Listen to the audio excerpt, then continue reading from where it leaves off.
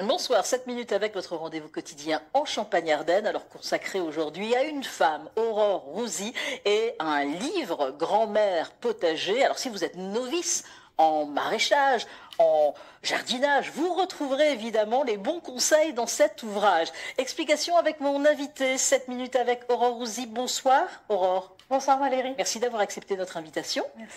Vous êtes auteur de ce livre Grand-mère potager. Alors, Aurore, avant de présenter ce livre, on va parler aussi de vous. Vous êtes conseillère technicienne en maraîchage bio. Vous allez conseiller généralement les exploitants dans leur exploitation, mais aussi dans des associations. Vous allez aussi voir des particuliers, c'est ça votre métier? Oui, exactement. Donc ouais. C'est pour soit implanter des projets de ferme ou de jardin, ou soit les développer, les améliorer. Alors, les conseils, c'est au quotidien parce que c'est votre métier. Oui. Et vous vous êtes dit, pourquoi pas écrire un livre aussi pour donner mes conseils. À quel moment vous avez eu cette idée? Alors, c'était il y a quelques années déjà, à peu près 5 ans. Donc, j'ai eu l'envie d'écrire le livre et surtout, j'ai fait la bonne rencontre dans un pays où il n'existait pas d'ouvrage sur le sujet. Donc voilà, donc j'ai commencé à écrire le livre à l'île Maurice. Et puis, entre-temps, j'ai dû rentrer en France, donc je l'ai adapté, finalisé et publié en France, mais il est adapté aux deux régions, à savoir Océan Indien et France. D'accord. Alors, ça a été facile, justement, d'écrire? Est-ce que ça a été rapide? Les mots sont arrivés rapidement sur un papier ou sur un ordinateur? Je ne sais pas comment vous faites. Les deux, je travaille avec les deux, mais l'histoire de ce livre est une histoire en elle-même. C'est-à-dire qu'au début, je l'ai écrit en français et en créole puisque j'avais commencé à l'île Maurice, et puis après, j'ai dû le réadapter et le faire uniquement en français. Enfin, il y a eu plein de hauts et de bas, mais il a été écrit et réécrit plusieurs fois. Mais là, aujourd'hui, pour moi, il est là. Voilà. On l'a ici, je l'ai dans les mains en tous les cas, cet ouvrage. Alors, c'est l'histoire de Diane qui est en vacances, et puis sa grand-mère va l'aider véritablement à mieux comprendre le jardin. Elle va lui donner plein de conseils. Et c'est vrai que c'est un livre destiné, alors on peut dire aux novices, aux enfants, aux adolescents, et peut-être même à des adultes qui sont complètement novices. C'est vrai, on apprend des choses. Ah oui, oui, ouais. J'espère. Oui, donc c'est un livre qui est utilisé en binôme adulte-enfant. Ouais. Donc enfant à partir de 7 ans jusqu'à, je dirais, à peu près 11-12 ans. Et puis, il peut être aussi utilisé en projet scolaire pour les professeurs des écoles, puisque c'est en fait un guide clé en main pour un projet sur toute l'année. Alors, il y a des conseils, évidemment, dans ce livre pour aider ses parents, pour aider ses grands-parents aussi, ça peut être sympa pendant les vacances. Et dans ce livre, alors on découvre plusieurs thèmes, des conseils, on va en détailler quelques-uns.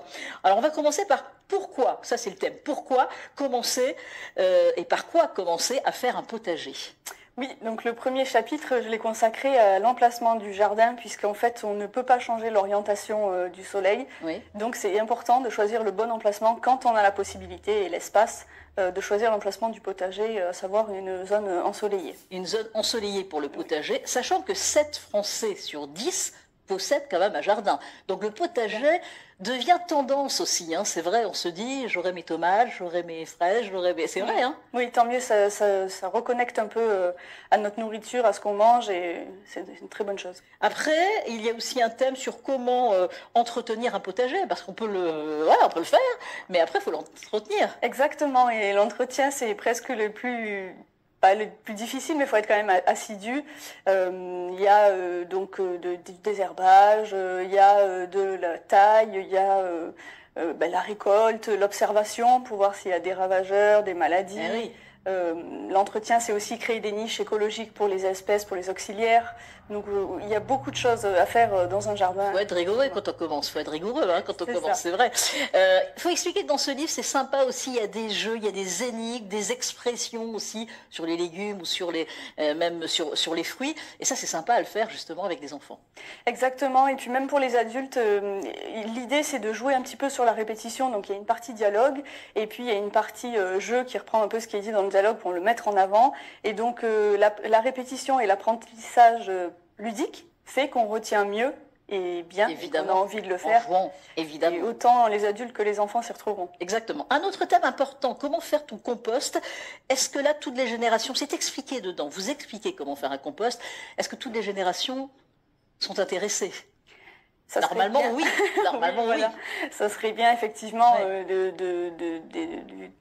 limiter, on va dire, le remplissage de nos ordures ménagères et de valoriser cette matière organique qui est de l'or noir, finalement. Oui.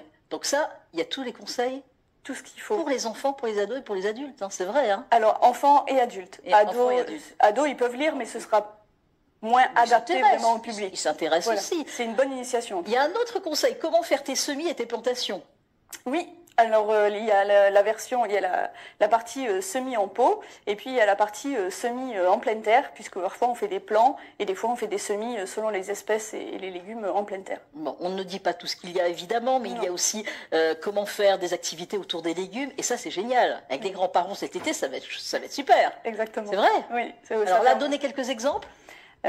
Donc on peut fabriquer du papier avec les légumes, il y a des jeux d'expression, il y a des... en fait, toutes les activités tournent des travaux manuels autour des légumes pour les derniers chapitres. Voilà. Alors donc il y a d'autres thèmes évidemment, on va pas tous vous les donner, il y a beaucoup de conseils. Ce livre est une auto-édition, pourquoi?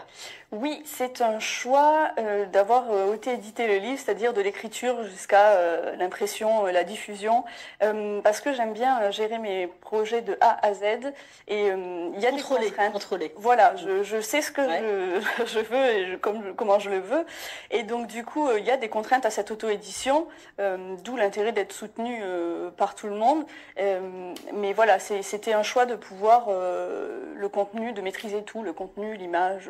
En 20 secondes, on peut se le procurer où exactement? On peut se le procurer en ligne sur mon site cultivaterre.com ou grandmèrepotager.com. Les deux vont au même endroit, au cas où. Et puis sinon, dans des librairies indépendantes dans lesquelles je vais faire des événements, notamment à Troyes, au Passeur de texte. Et puis au fur et à mesure, ça va faire tache d'huile.